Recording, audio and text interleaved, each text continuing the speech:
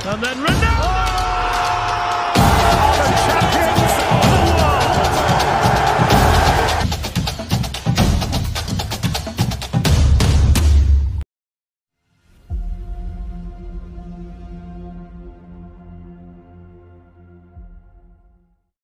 Athletic Bilbao sukses mengalahkan Barcelona dengan skor ketat 3-2 lewat extra time dalam partai babak 16 besar Copa del Rey yang digelar di San Mamés Barria, Jumat dini hari waktu Indonesia Barat. Kejar-mengejar gol terjadi pada laga ini. Dua gol tuan rumah lewat aksi Iker Muniain dan Inigo Martinez berhasil disamakan Ferran Torres dan Pedri. Muniain pun menjadi pahlawan kemenangan Athletic Bilbao di masa extra time berkat gol yang ia ciptakan lewat eksekusi penalti. Bilbao pun sukses menyingkirkan sang juara bertahan sekaligus berhak melaju ke babak perempat final. Pada babak pertama, laga baru berjalan 2 menit, Athletic Bilbao sudah berhasil membuka keunggulan lewat tembakan melengkung yang dilepaskan Muniain ke tiang jauh tanpa bisa dijangkau Marc-Andre ter Stegen. Kebobolan gol cepat tak membuat Barcelona panik. Gerard Piqué dan kawan-kawan mencoba sabar membangun serangan dan hasilnya pun didapat pada menit ke-20. Gol penyama kedudukan Barcelona ini dicetak oleh Ferran Torres. Bintang anyar Blaugrana itu melepas tembakan melengkung untuk memperdaya Julen Aguirre-Zabala. Skor 1-1 bertahan hingga turun minum. Babak kedua kembali dari kamar ganti, Xavi melakukan pergantian pemain. Abdesamad Zalzouli yang tak terlalu eksplosif di babak pertama ditarik keluar dan digantikan Nico Gonzalez. Tempo permainan di awal babak kedua ini sedikit lebih menurun ketimbang babak pertama. Kedua tim kini tampil lebih berhati-hati dengan skor masih sama kuat. Menit ke-84. Inaki Williams memperoleh peluang emas kala umpan silang yang ia lepas dari sisi kanan. Ternyata mengarah langsung ke gawang ter Stegen. Sayang bola masih mengenai Mistar. 2 menit berselang Bilbao akhirnya sukses kembali memimpin berkat gol Inigo Martinez. Berawal dari situasi set piece, bola liar sukses dicocor Martinez dari jarak dekat untuk membobol gawang tim tamu. Tak lama kemudian, Bilbao kembali mencetak gol lewat sontekan Alex Berenguer. Namun kali ini gol tersebut dianulir wasit karena Berenguer sudah berdiri dalam posisi offside.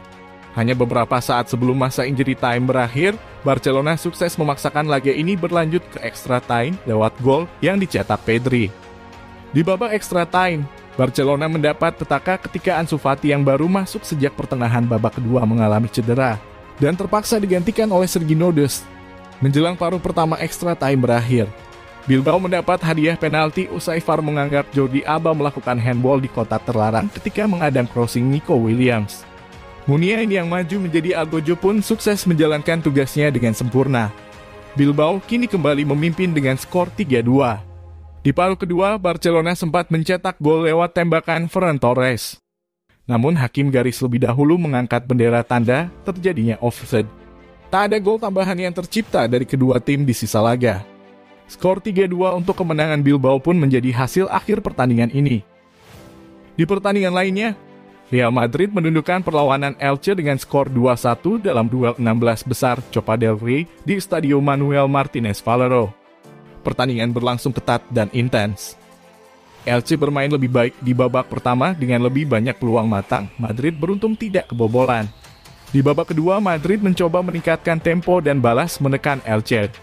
Sayangnya serangan-serangan Los Blancos terlalu mudah dipatahkan. 3 gol tercipta di babak tambahan. Elche unggul terlebih dahulu lewat Gonzalo Verdu menit 103. Madrid membalas melalui Isco menit 108. Dan Eden Hazard 115. Pada babak pertama pertandingan dimulai dengan tempo sedang.